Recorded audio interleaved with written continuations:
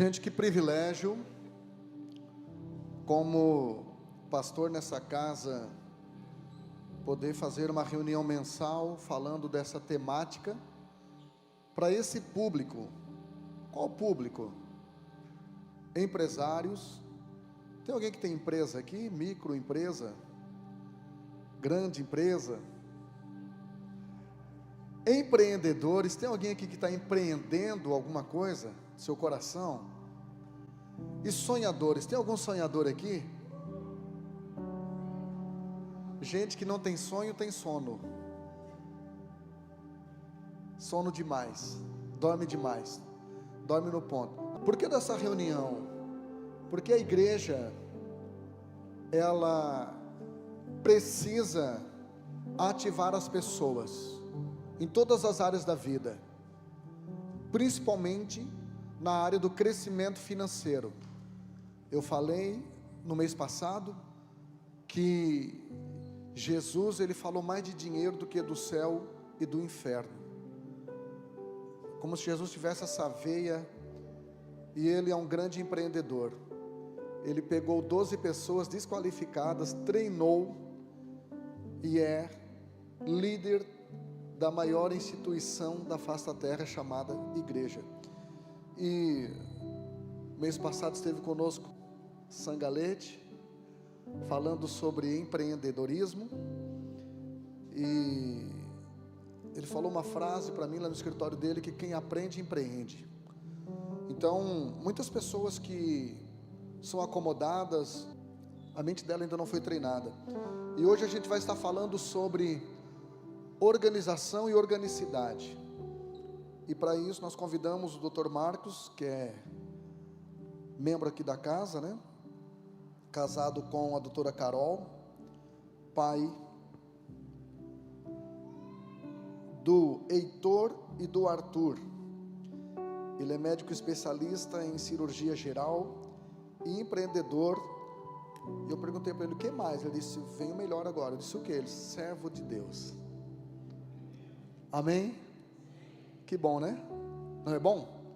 Então vamos recebê-lo, aplaudindo ao Senhor. Fique à vontade. Esta casa é sua família. Que você possa sair daqui com a sua mente ampliada.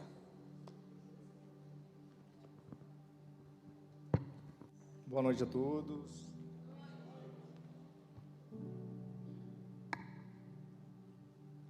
É mais fácil estar aí embaixo. Verdade. Pessoal, primeiramente eu queria cumprimentá-los, agradecer pela presença de todos aqui, agradecer o convite ao pastor.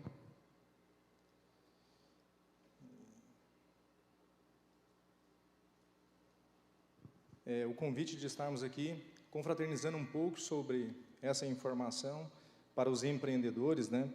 E hoje nós iremos falar um pouco sobre organicidade e organização, né?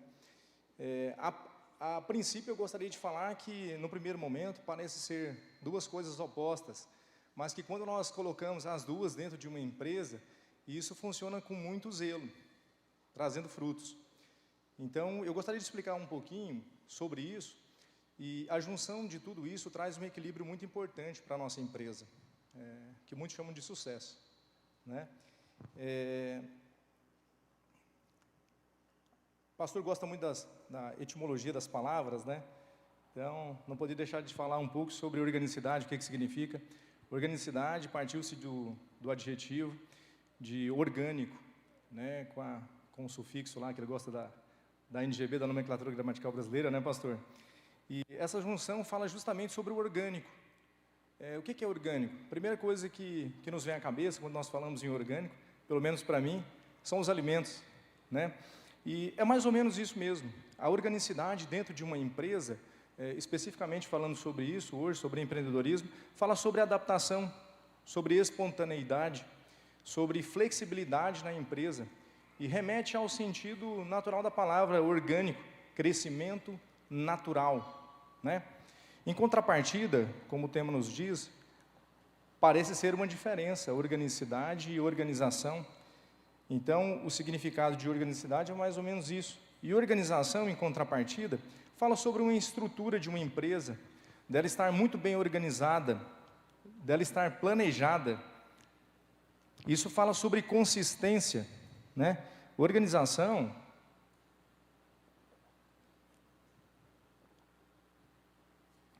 é o que nós precisamos para qualquer sistema funcionar em ordem, né? Então, está aí a importância da organização dentro de uma empresa. É simplesmente fundamental. É ela que nos permite ter recursos para correr atrás de investimento dentro da empresa. É a organização que nos fala acerca das metas a serem cumpridas pelos nossos funcionários, né? E nós temos aquela mentalidade, um pouco mais antiga, boa parte do pessoal, que a empresa tem que ser só organização, né? E que organicidade é uma coisa mais nova. Fala muito sobre algo tecnológico, né? E aí nasceram as startups para nos impressionar. Crescimentos acelerados, boa parte deles desorganizados, sendo vendido por milhões. Em contrapartida, as empresas antigas, trabalhando em um sistema extremamente organizado, que não conseguiam desenvolver essa empresa, e muito menos gerar lucro para ela. Sabendo agora a diferença entre elas, organização e organicidade, lembrando que organicidade, nós podemos trabalhar muito bem esse tema dentro da nossa empresa, que certamente já deve estar organizada. E quando fala de organização, tem vários amigos meus aqui, nós temos assessores jurídicos aqui, né? Faz parte da organização de uma empresa. Nós temos assessoria de marketing aqui, faz parte da organização da empresa. Nós temos assessoria da contabilidade, que honra essa parte de organização de uma empresa. Mas nós temos que lembrar da organicidade dentro da empresa. Com o passar da nossa conversa aqui, vocês vão conseguir entender essa diferença. Sabendo que a organicidade nos vai trazer essa flexibilidade relacionada ao cliente, ao seu funcionário. Como assim? Feedback, responder com flexibilidade, adaptando essas intercorrências no meio do caminho, sem muita organização, não ficar muito preso a essa organização tradicional, que não nos permite dar um passo a mais na nossa empresa, ou até mesmo não dar um passo a mais, mas voltar 2 para corrigir a sua empresa, né? O meio tecnológico tem vindo com uma velocidade muito grande, e as empresas que são extremamente organizadas não estão investindo em tecnologia, na organicidade. Não sei, a maioria aqui certamente são empreendedores. Já viram falar de tráfego pago? Isso é muito importante, né? Ter o feedback do seu cliente, adaptando a cada circunstância que nós passamos dentro da nossa empresa, transformando ela em algo que gere uma experiência ao seu cliente, né? E para que nós possamos ter algo assim, nós precisamos investir nos nossos funcionários, dando liberdade e flexibilidade para que eles possam inovar dentro da nossa empresa, estarmos abertos a encorajar a experimentação, né? Se um funcionário setorizado te trouxer alguma dúvida, escute-o. Certamente nós temos que adaptar, ser um pouco mais flexível, né? Certa feita escutei em uma das minhas empresas, uma funcionária que veio me dar algumas orientações, algumas dicas da empresa, o que eu deveria fazer. E essa funcionária, ela era uma colaboradora da parte da limpeza. E ela queria conversar comigo, né? E me surpreendeu muito, porque ela me trouxe coisas que eu não sabia, né? Então nós temos que estar com o coração aberto para escutar. Todo mundo pode nos ensinar alguma coisa, não é verdade? Encorajar essa experimentação dos seus funcionários vai fazer com que sua empresa ganhe essa organicidade, né? E fracassar é normal dentro de uma empresa? Eu já devo ter tido uns 8 CNPJs. A maioria eu fechei, Tá? Flávio Augusto, certa feita, todo mundo conhece Flávio Augusto? Quem não conhece, depois dá uma olhadinha quem é o cara. Tá? Acho que ele tem know-how para nos ensinar um pouquinho sobre empresa. Certa feita, alguém perguntou para ele como deve ser feito para abrir uma empresa. Esperar o momento correto, organizar tudo minuciosamente? Não. Ele falou assim, ó, vai lá e abre. O que é isso? Organicidade. Abre. Deixar o barco andar desorganizado vai te dar prejuízo, mas deixar o barco tocar, descobrindo as principais queixas do seu paciente ou cliente, irá fazer com que você aprenda todos os dias como melhorar essa ferramenta, utilizando a organização, para ela ficar muito melhor. E aí vem uma grande e importante dúvida, como fazer isso dentro da sua empresa, como juntar a organização e a organicidade, né? É justamente produzindo um cenário de liberdade aos seus funcionários e também aos seus clientes, escutando um pouquinho mais, né? Nós podemos aprender com todo mundo. E além de aprender com todo mundo, eu gostaria de fazer uma pergunta. Quem está próximo de você está melhorando todos os dias? Se isso não estiver acontecendo, se as pessoas não estiverem melhorando próximo de você, alguma coisa está errada, deve ser mudado algum detalhe na sua vida, ou na sua empresa. Tá? Sabendo agora que ambos, organicidade e organização, devem ser trabalhados dentro de uma empresa e não uma ou outra, para tornar essa empresa mais resiliente, mais produtiva e mais sustentável, eu gostaria de fazer uma pergunta a vocês, um pouco retórico, acho que já perguntaram algumas vezes, mas se eu perguntasse a vocês, vocês preferem ser felizes ou ter dinheiro? Alguém pode me responder? Ser feliz ou ter dinheiro? Quem for ser feliz, levanta a mão, que aí eu vou entender. E ter dinheiro? Boa. Beleza. Alguém já leu o livro Os Segredos da Mente Milionária? De Harv Eker? Quem já leu o livro Segredos da Mente Milionária? Pessoal, por que nós temos que escolher entre ser feliz e ter dinheiro? Já parou para pensar que você pode ter as duas coisas? Todo mundo já tinha parado isso? Para pensar? Leia esse livro, tá? A vida nos prega essa peça constantemente, de termos que escolher entre uma coisa ou outra. E eu quero te falar que existe a terceira opção, a quarta, a quinta, a sexta. Não desanimem. O meu filho, 4 anos ele tinha, o Heitor, a mãe ensinou ele a arrumar o sapato. E era uma chinelinha que tinha 2 velcros. A mãe tirava cada um dos velcros e calçava o sapatinho no Heitor. A mãe falou assim, arruma o Heitor que eu estou com pressa, né? Ela estava arrumando outras coisas e eu fui arrumar o menino. Tirei só o velcro de cima, calcei o pé do menino e fui fechar. Ele falou, não pai, está errado. O senhor tem que tirar os 2 velcros e depois colar de novo. Eu falei assim, não filho, existem várias formas de resolver um problema. A sua mãe resolveu dessa forma, o papai resolveu dessa outra. E você vai inventar uma terceira forma de resolver o problema. Então eu explico sempre para eles sobre problemas. Quem não quer resolver problema aqui? Levanta a mão, quem não quer resolver problema? Fiquei feliz que ninguém levantou. Porque pode morrer, quem não quiser resolver problema. Porque se você consegue resolver problema, o seu está tudo certo, você vai ser feliz. Se você consegue resolver o do outro, você vai ganhar dinheiro. Não é assim? Ou vocês não resolvem problema na empresa de vocês? É assim. Tem um livro de Napoleão Hill que fala sobre ser mais esperto do que o diabo. Esses livros que eu vou citando aqui, depois as partes bíblicas, o pastor, acho que tem muito mais autoridade do que nós aqui para falar. Eu vou falar sobre alguns livros pontuais sobre empreendedorismo. Esse livro fala sobre o ritmo hipnótico. Esse livro é fantástico.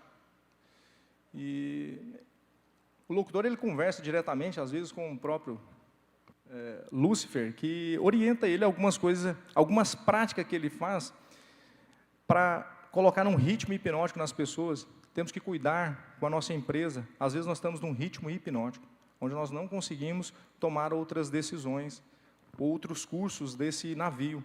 Tá? Tem o Flávio Augusto, voltando lá no Flávio Augusto, quem não conhece, depois dá uma olhadinha, escreveu um livro, Ponto de Inflexão. Esse livro é fantástico. Tá? Principalmente aquela hora que ele vai pisar na cabecinha do grilo. Já para despertar curiosidade para vocês lerem, o ponto de inflexão. Nós vivemos esse ponto de inflexão constantemente na nossa vida. Sabe aquele momento decisivo na sua história, que você não sabe para onde ir? Lá ele determina esse ponto como ponto de inflexão. Aquele ponto, quando você atravessa ele, é onde pode mudar realmente a sua história. Aquela história de que depois da tempestade, nós teremos mar calmo, mais ou menos isso. Tá?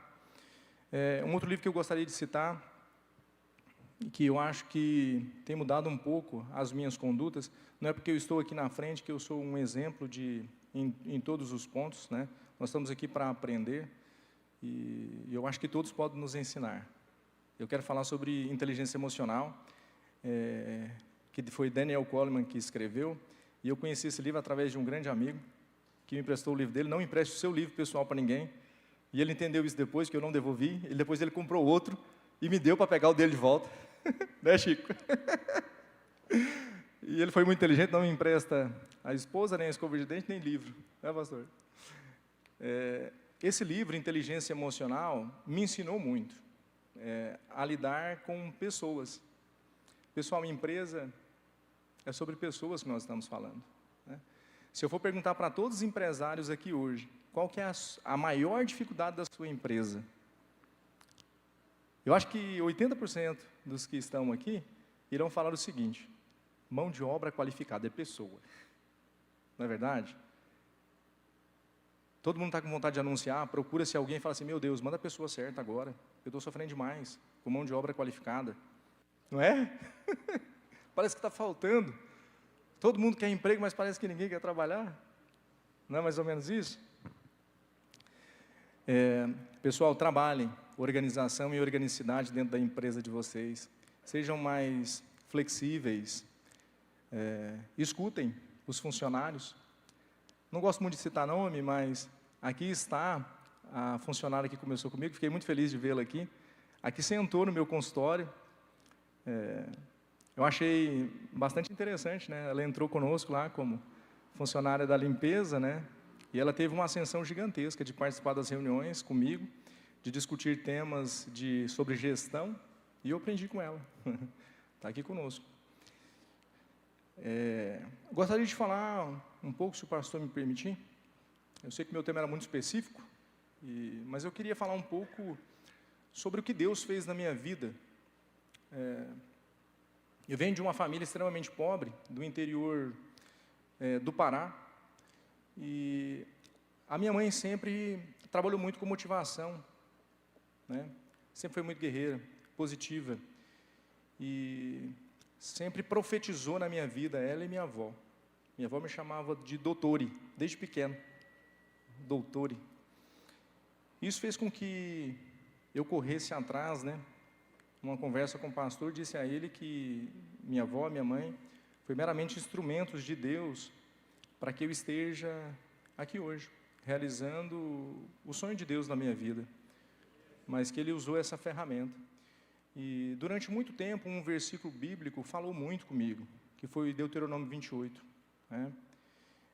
Onde fala: se atentamente ouvires a voz do Senhor teu Deus, tendo cuidado de guardar todos os seus mandamentos que hoje te ordeno, o Senhor teu Deus te exaltará sobre todas as nações da terra, e todas estas bênçãos virão sobre ti, te seguirão e te alcançarão. Eu queria parar um pouquinho para falar sobre isso.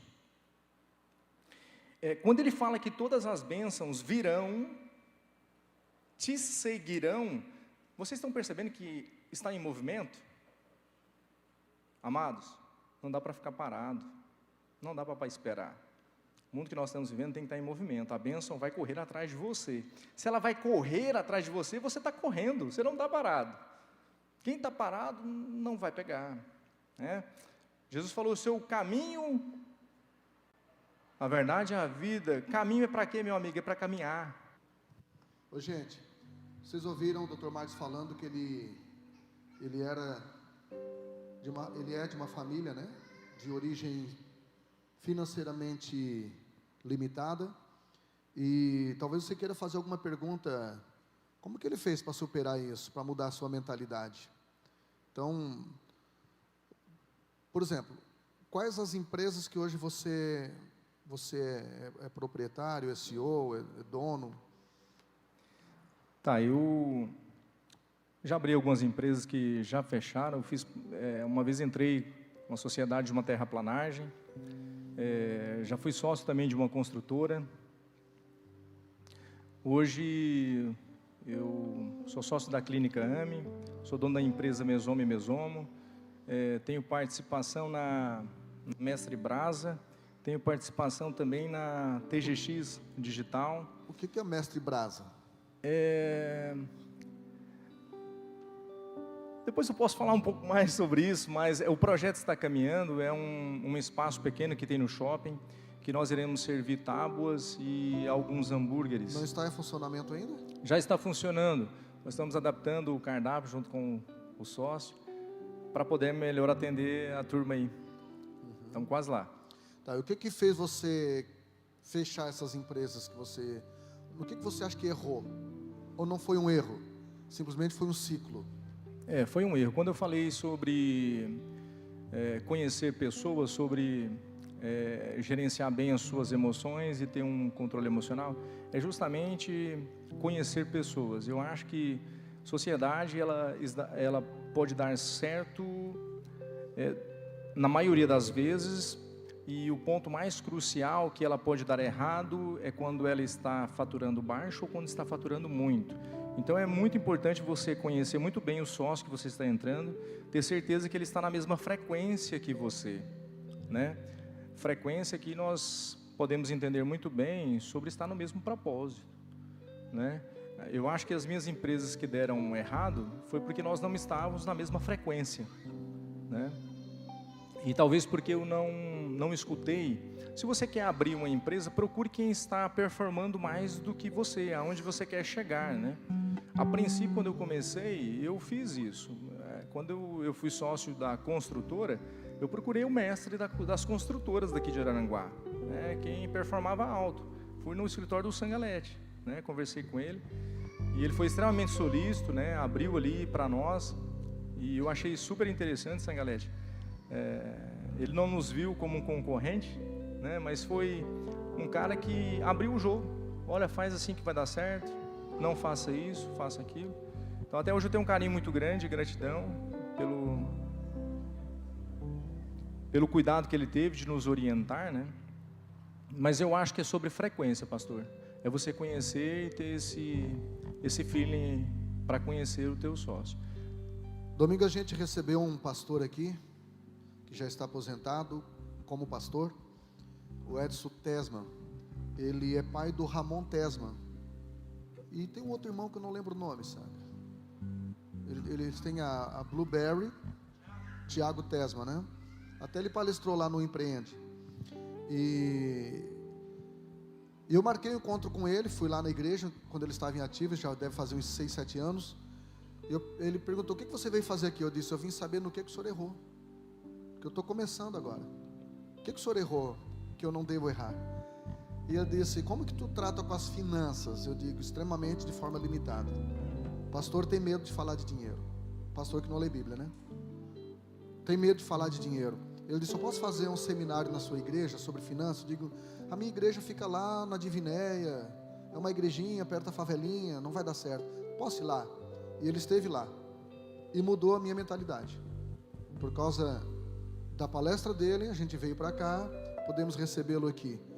E eu acho que esse lance de fazer feedback com quem está onde a gente quer chegar, eu acho extremamente importante. Eu quero abrir então a oportunidade, quem quiser fazer algum tipo de pergunta a mim mas principalmente ao Dr. Marcos.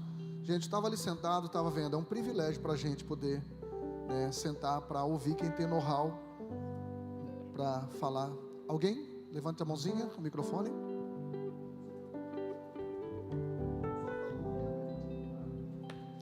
Boa noite, meu nome é Grace e a pergunta é: você falou que veio de uma família muito humilde, com certeza muitos bloqueios você teve que superar. Quais os seus maiores bloqueios e o que te fez não desistir? Porque por muitas vezes a gente pensa em desistir, porque a gente quer logo, né? Então a minha pergunta é essa. Excelente pergunta, Andréia. O meu maior bloqueio foi escassez. Como eu vinha de uma família extremamente pobre, eu tive muito problema com o meu pai. Meu pai era alcoólatra e viciado em jogo. E minha mãe sofria muito, né? E eu sabia que eu não queria aquilo. Eu queria algo diferente. Aproximei muito da minha mãe. E minha mãe sempre foi muito guerreira. E me incentivou muito. Não é demérito nenhum tipo de trabalho. Mas eu sabia que eu não queria fazer qualquer trabalho quando eu estava no interior do Pará. E eu pedia sempre para minha mãe: eu quero sair daqui, eu quero ir para o Centro-Oeste, quero ir para Goiânia para estudar. E o meu maior bloqueio foi a escassez. A escassez caminhou durante muito tempo ao meu lado, né? E quando eu descobri que eu posso largar a escassez de mão, transbordar ao ponto de todo mundo que estiver ao meu redor crescer, a minha vida começou a andar muito melhor. Quando você fala escassez, é escassez de recurso financeiro ou crença limitante? Crença limitante. Crença limitante, eu vou falar uma coisa aqui que já aconteceu, ao ponto de eu escutar assim, eu não posso ter tal carro, né?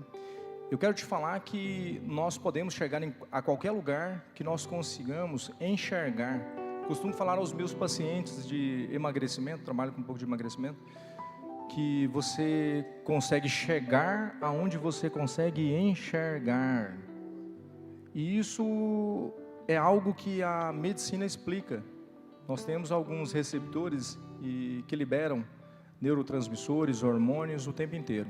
Quando você começa a enxergar as coisas, o seu corpo começa a disparar hormônios para fazer com que você corra atrás do objetivo, principalmente da recompensa. Nós temos um centro que tem um nome horrível, chamado Centro Dopaminérgico, que ele libera uma substância que é a dopamina, que te faz correr atrás das recompensas que você tem. Mas para isso você tem que dar o primeiro passo, você tem que acreditar, você tem que ver. Tem um livro que eu acho que foi uma imitação de boa parte da Bíblia, que quem escreveu foi a Rhonda, que o livro chama The Secret, O Segredo, onde ela fala sobre o painel da visualização. Ela fala que nós temos que enxergar para chegar aonde nós queremos. Então, se você não consegue ver que você vai ter uma Land Rover, que você vai ter uma BMW, que você vai conseguir, você sozinho, dar 2.000 quilos de alimento, você não vai conseguir chegar nesse lugar, porque você não consegue chegar. Você não vai correr atrás, o seu corpo não vai te motivar a chegar lá. Aquela história que ontem eu falei no seu consultório de Walt Disney, né? Que inaugurou a Disney 5 anos depois. Ele morreu 5 anos antes da Disney World ser inaugurada na Flórida. E no dia da inauguração, o engenheiro disse: que pena, né? Olhou para a viúva e disse: que pena que ele não está aqui, né? Para ver isto. E ela olhou para ele e disse, tipo assim, aquele olhar de mulher, coitado, sabe de nada. Ela olhou para ele e disse: ele já viu tudo isso antes de nós, ele criou isso. E isso é bíblico, né? Isso é bíblico, Romanos 4,17. Abraão creu no Deus que chama as coisas que não são como se já fossem. Quando Deus manda o profeta Isaías profetizar acerca do filho dele que nasceria 750 anos depois, ele inspira Isaías a profetizar no pretérito perfeito. um menino vos nasceu, um filho se vos deu. Ou seja, na mente de Deus, já aconteceu. Então acho que a gente só precisa olhar a vida com os olhos de Deus. Amém?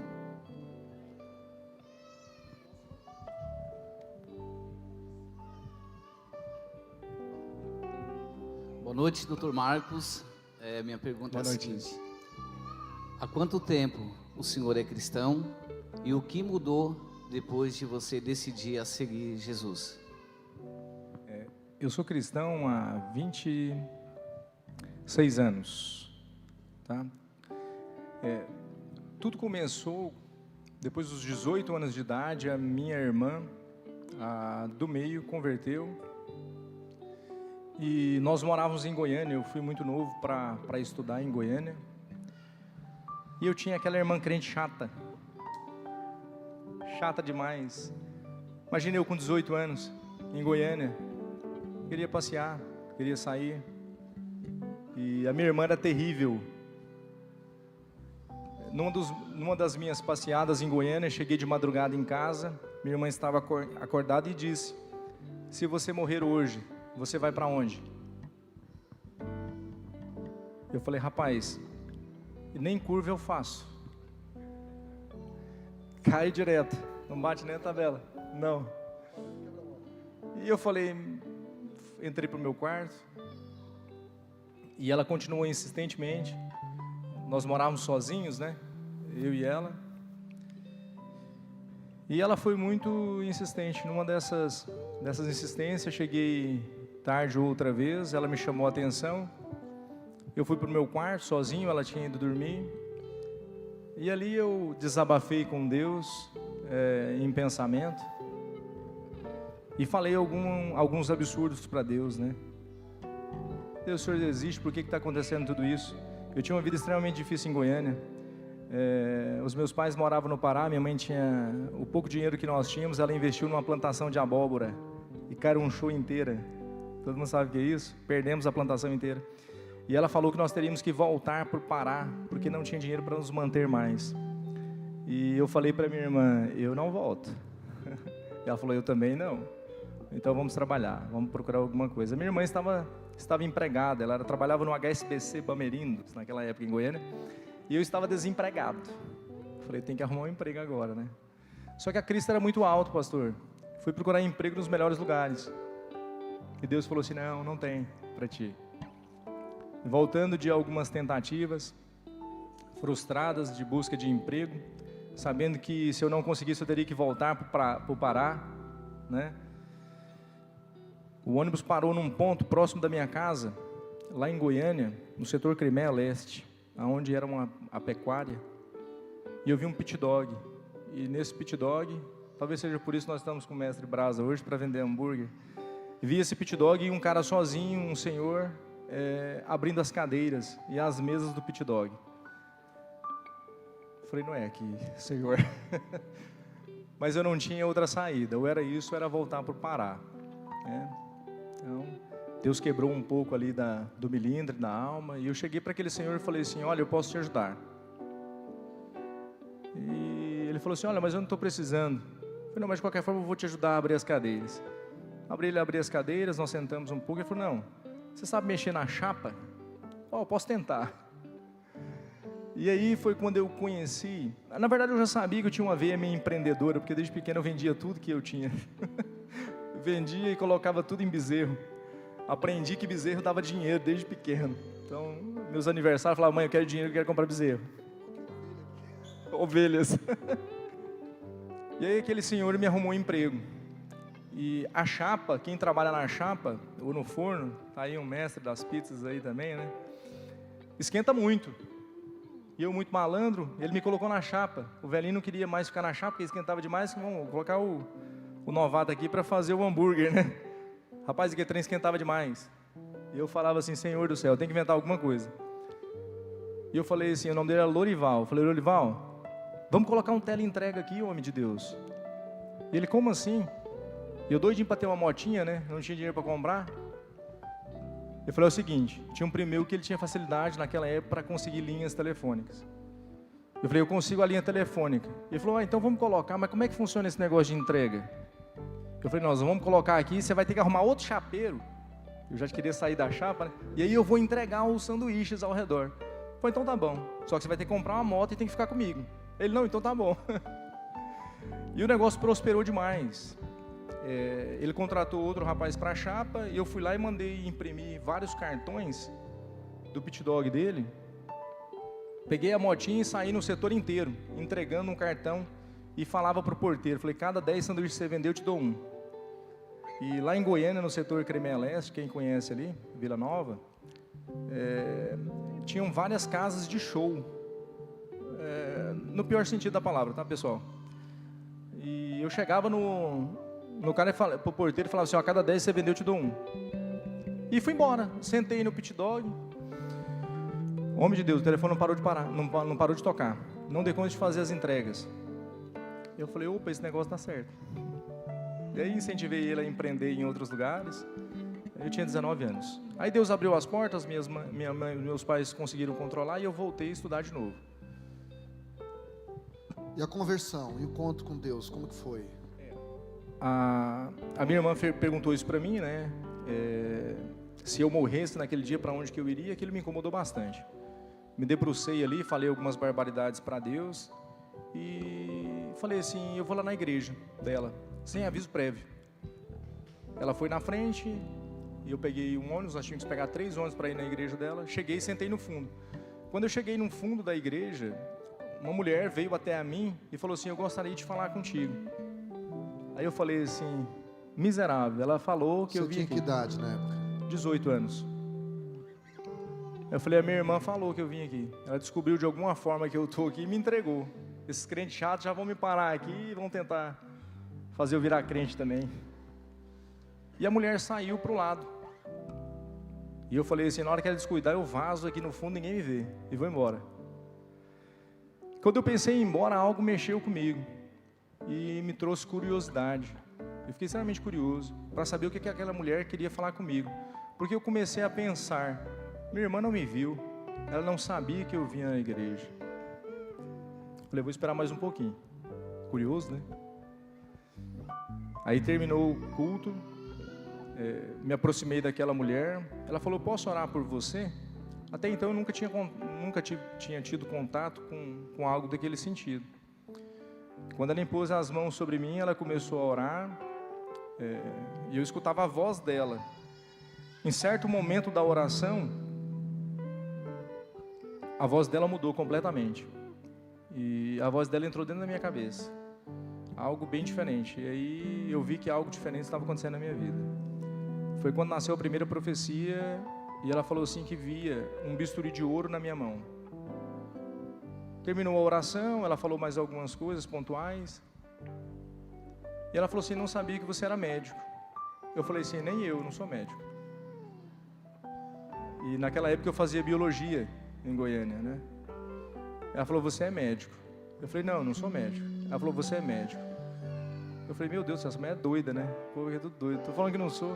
Ela falou assim, você é médico no tempo de Deus. E aquilo mexeu muito comigo. E aquele dia, conversando com ela ali, eu aceitei Jesus. Ela falou sobre Romanos 10:9. Naquele momento eu entreguei minha vida ao Senhor. Hoje eu gravei um programa de TV, o Lidere-se, e uma frase que eu falei, que eu acho que pensei agora. São duas coisas muito desafiadoras para a gente, né? É o fracasso e o sucesso. É mais fácil servir a Deus com fracasso do que com sucesso. Você concorda? Concordo. As pessoas hoje elas estão muito preocupadas com o futuro. Deveriam se preocupar com o futuro, mas se preparar para a eternidade. Porque Hebreus 9:27 diz que ao homem está ordenado morrer uma só vez. Depois disto vem o juízo. Então, eu sei que tem aqui pessoas bem bonitas, mas ninguém é gato aqui, né? Ninguém tem 7 vidas. É uma só, né?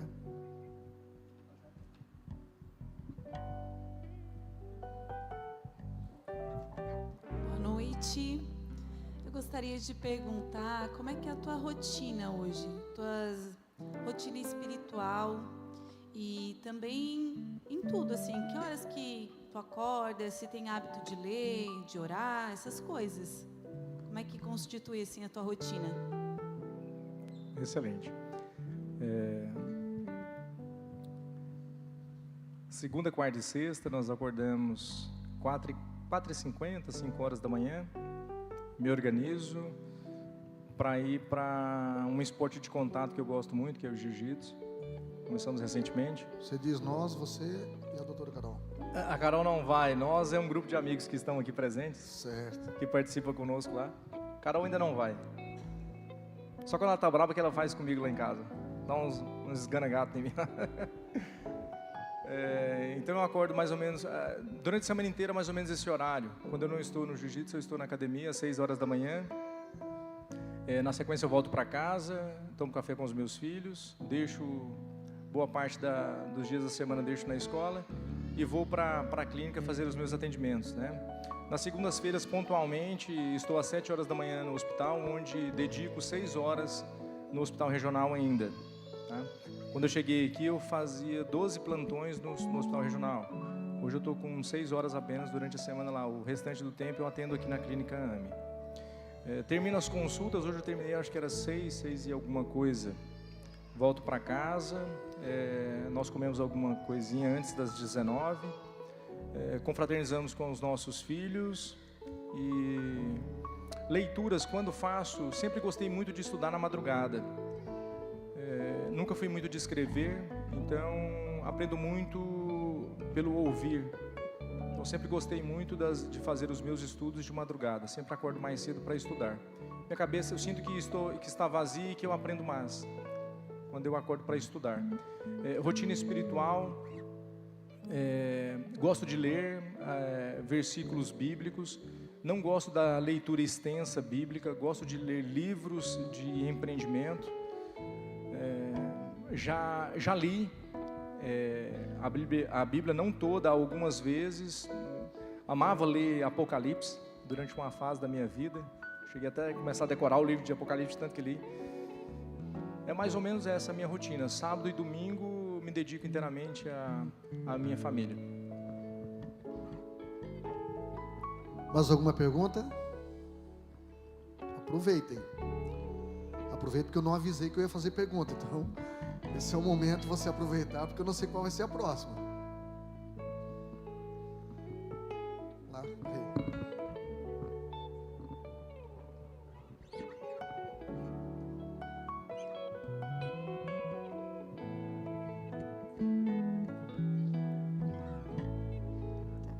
Boa noite, meu nome é Fernanda e eu queria saber de onde que sai essa disposição toda.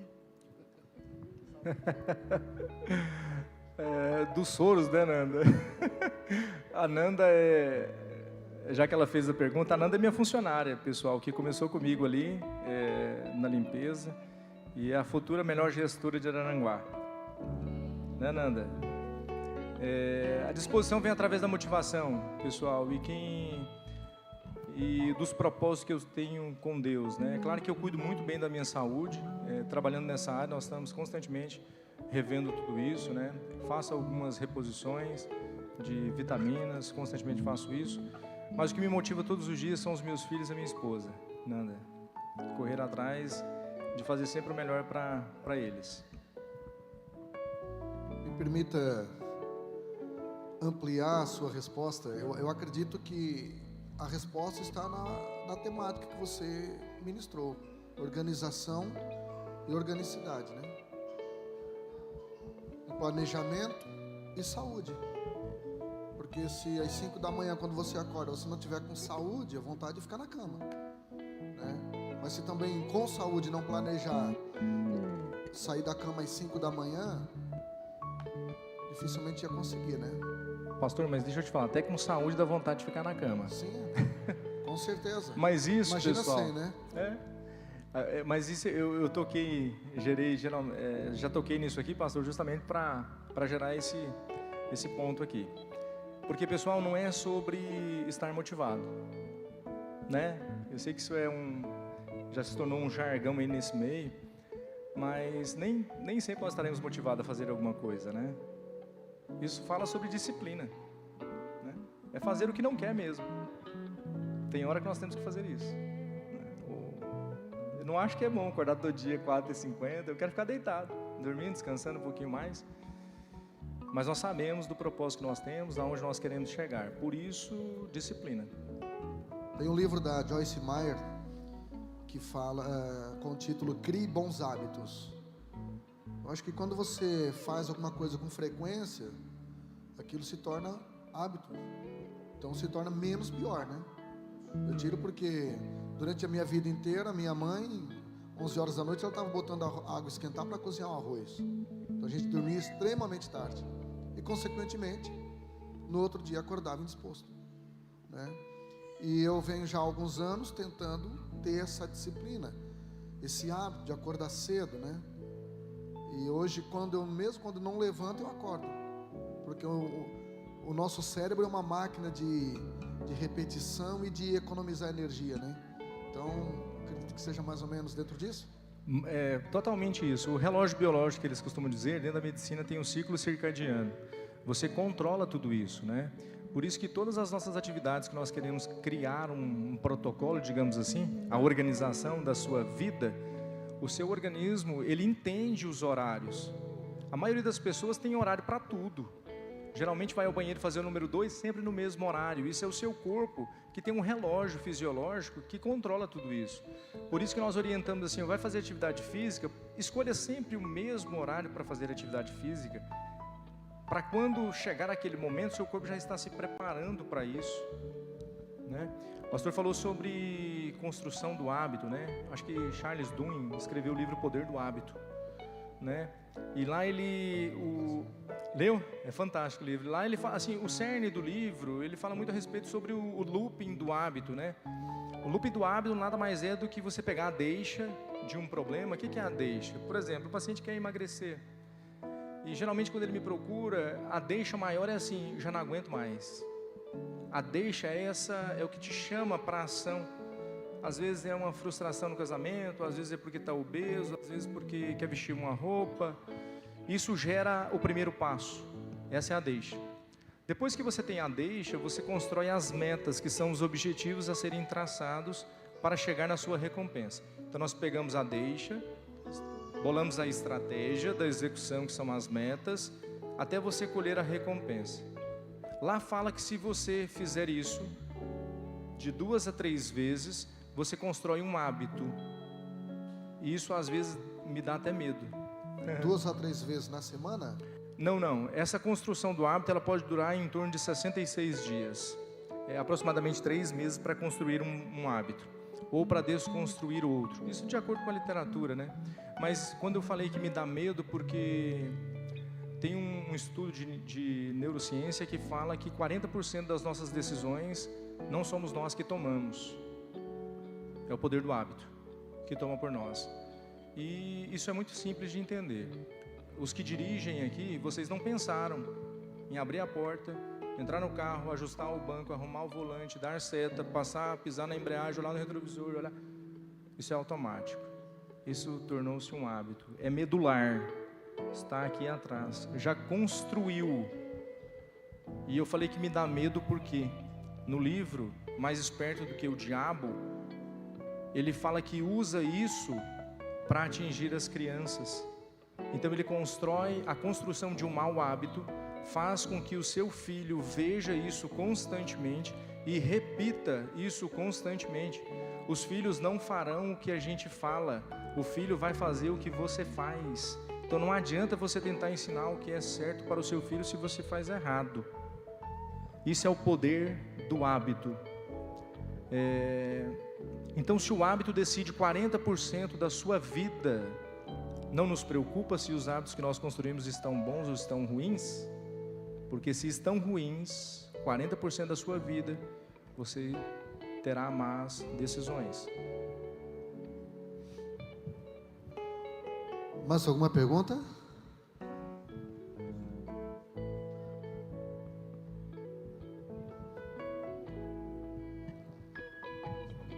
Boa noite. O pastor disse que está gostando, né? Doutor Marcos, na realidade são duas perguntas numa só. Dois questionamentos. Uma agora, uma no final, pode ser? Então, assim, a gente entende, né, que a área da medicina é uma área que ela requer um tempo bem elevado, né, na vida do médico. Né? E tanto é que se falar com uma criança e falar assim, o que tu quer ser quando crescer? Quando a criança já está no topo, ela vai dizer, eu quero ser médico. Né? Normalmente as pessoas falam dessa forma. É o primeiro questionamento. O que te fez, tá, dentro da área da medicina, dentro da ocupação geral que você tem, o que te fez pender para outros lados, ramos paralelos, né, como mestre Braz, igual foi citado, construtora, igual já foi citado, que já teve um período, hoje não existe mais, e outras áreas que eu sei que você está lidando, né? E gostaria também que a segunda parte, que deu uma pergunta, que você falasse um pouco, né, a respeito das suas atuações na área da medicina, suas especializações, mais ou menos como você atua, em que áreas nessa parte. Beleza. Luciano, eu decidi, a minha mãe é extremamente vendedora, mas muito. Até avião caindo ela vende. Minha mãe, assim, foi a minha maior inspiração. Minha mãe manteve os 3 filhos, Luciano, com a máquina de costura. Então, o meu pai, a profissão do meu pai era mecânico e minha mãe era costureira. Por isso que hoje eu corto e costuro e dou diagnóstico, né? Meu pai dava diagnóstico de carro, minha mãe cortava e costurava e hoje eu faço isso. Já respondendo a tua outra pergunta, né? Vou terminar essa, Luciano. Decidi empreender em outras coisas porque eu tive um incentivo muito forte da minha mãe. Quando minha mãe vendia, ela costurava e fazia roupa, ela tinha uma lojinha para fazer isso. E essa lojinha, uma vez eu falei, mãe, me dá um pedacinho dessa prateleira aqui que eu queria vender perfume. E ela falou, vende. Eu queria ter as coisas, mas eles não tinham dinheiro. E eu fui correr atrás. Comprava perfume em Goiânia e levava para vender. E eu percebi que a melhor profissão, independente de qual seja, Luciano, você tem que ser um vendedor, para você se destacar nela. Então, hoje eu não incentivo os meus filhos a serem médicos. O Heitor, ele vê o pai, né? Eu sempre saio falando, o que o papai vai fazer? O papai vai salvar vidas. Então, ele fala que ele quer ser médico. O Heitor, eu acho que tem mais uma consciência, fala que quer ser médico, né? Mas eu não fico incentivando. Eu falo que eles têm que ser empreendedores e vendedores. Eles têm que saber vender. Qualquer coisa que você vende. Uma vez até o Sangalete me fez essa pergunta, se eu faria medicina de novo, né? Ou se eu faria outra coisa. Eu falei que eu faria medicina de novo. Só que agora com a veia mais empreendedora. Eu faria medicina pelo propósito de Deus, né?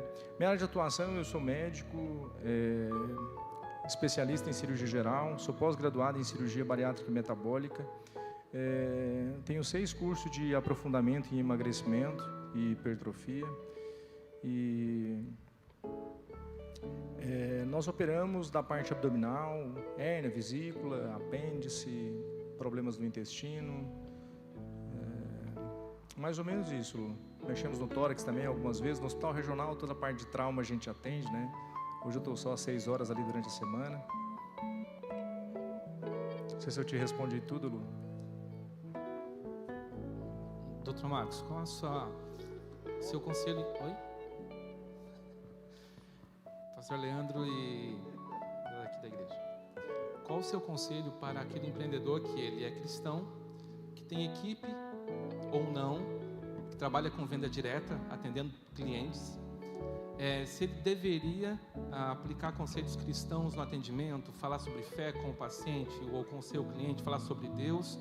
Tu acredita que é possível aplicar essa simbiose entre vida profissional e vida espiritual, ou o conselho é não misturar as coisas? Eu misturo, mas muito.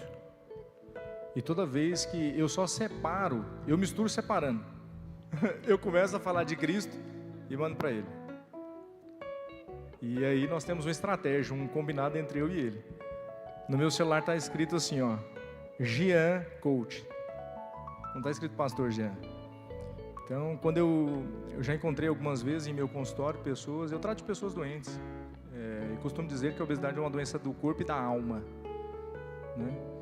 Então, quando vem essas pessoas mais fragilizadas, eu falo assim, olha, liga para esse coach aqui.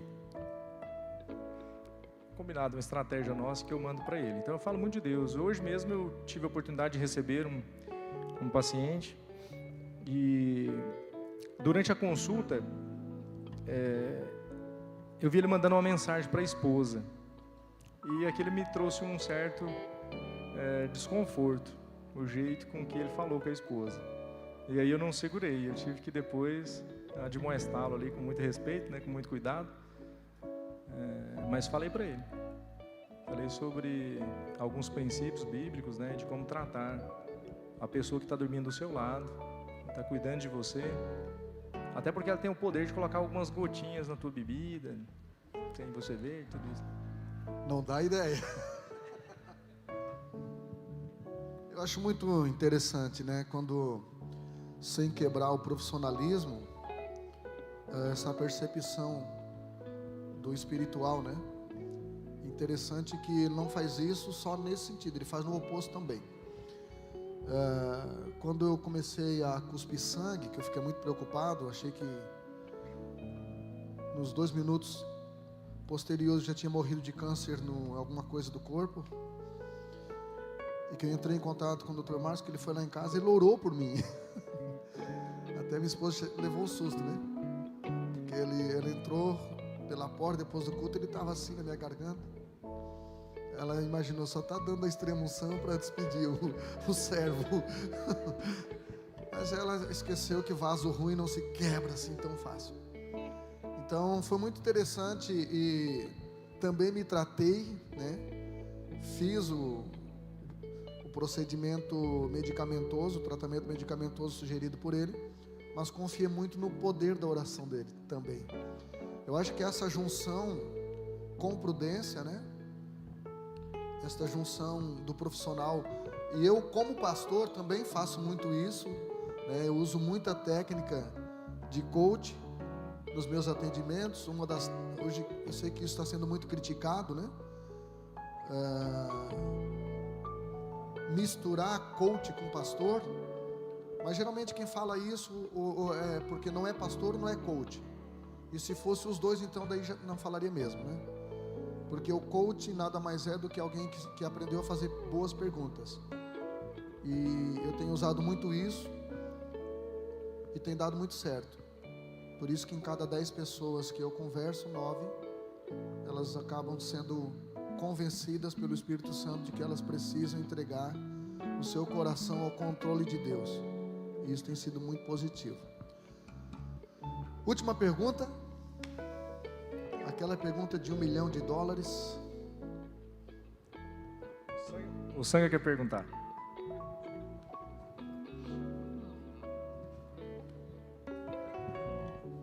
Sangalete, boa noite. Dr. Marcos, uma pergunta. Tu estava falando antes sobre a gente acordar, mesmo com saúde, a gente acorda dizendo assim, eu quero ficar. Isso aí tem uma ligação nesse hábito? Tem alguma ligação do próprio hábito da nossa mente e da saúde do corpo? Porque assim, sei lá, tipo, eu acordo às 5 e pouco da manhã, já fazem 1 ano. Mas todo dia eu penso, por que eu estou acordando esse horário, né? O que eu estou fazendo da minha vida? Será que um dia eu vou me acostumar com isso? Ou é sempre assim? A questão do despertar, ele é desafiadora mesmo, sabe, Sanga? Mas esse ciclo circadiano, esse relógio biológico nosso, ele é muito forte. Só que o hábito se constrói. Quando você parar de executar isso, você pode perceber que mesmo desmotivado, deu aquele horário, você se está com um hábito, não precisa nem de despertador, você vai acordar. Mas se você começar a construir outro hábito de ficar deitado, estou cansado hoje, e deitar, daqui mais um pouco você desconstruiu e construiu outro. Então, é justamente sobre não estar motivado e sim sobre disciplina, né? Uma vez alguém fez uma conta muito simples para mim que parece que virou uma chave. Geralmente a gente vive quantos anos? Bem, consciente, orientado, sem depender muito da ajuda das pessoas. Acho que 70 anos. Depois disso, pode ser que a gente já dependa de alguma coisa, né? Desses 70 anos, 1/3 dele você passará dormindo. Vou colocar 60 para ficar fácil a conta, para não ficar falando 23,33333 no dízimo periódico. 20 anos você dormiu, né? Sobraram quantos anos? 40. Desses 40 anos que sobraram, quanto tempo você ficou no trabalho? Longe das pessoas que você ama? 8 horas de rotina de trabalho, mais ou menos? É isso?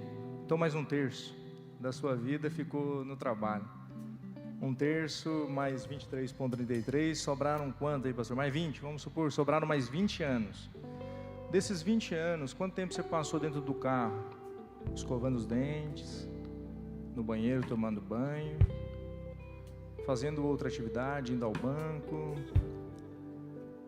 Vamos tirar mais 5 anos, sobraram 15 anos.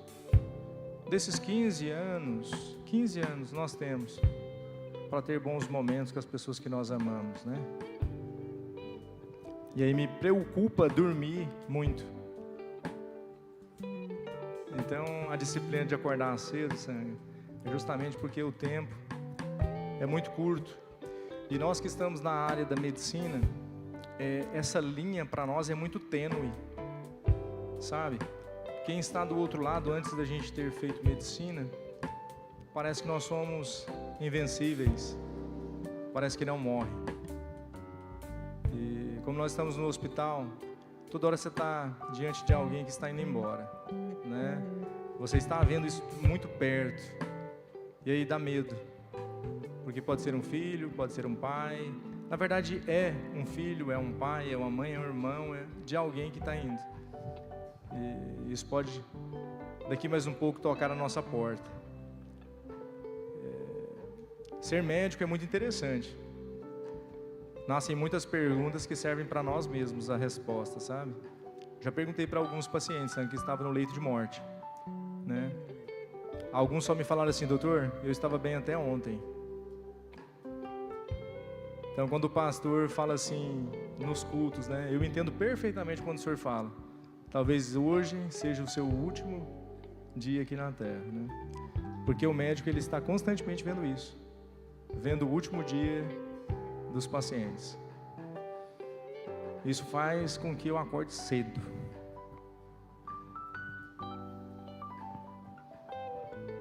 Há um texto em Provérbios 10:5 que diz o seguinte: o filho que dorme na hora da colheita é um filho que envergonha, porque desperdiçou a oportunidade. Então, esse trabalho que a gente está fazendo aqui, eu não vou dizer que seja inusitado em Araranguá, nas igrejas. Não sei se outras igrejas fizeram com frequência como a gente vem fazendo, mas eu quero celebrar a sua vinda aqui, porque você está colhendo algo precioso. Você não está dormindo. Eu tenho certeza que todos nós que aqui estamos, antes de vir, o cérebro disse: dá uma desculpa para não ir. Mas você veio. E você veio e está colhendo alguma coisa. Então, nós precisamos aprender a aproveitar as oportunidades que a vida dá. E eu quero, de coração, mais uma vez, agradecer sua vinda aqui. Me arrependo de não ter botado o sangue no fogo também, né? O pessoal fazer perguntas, mas gente, primeira, eu não sei vocês, mas eu gostei demais desse negócio de perguntas. Eu me sinto Nabucodonosor hoje, jogando ele no fogo. Vamos pôr em pé? Vamos aplaudir ao Senhor? Doutor,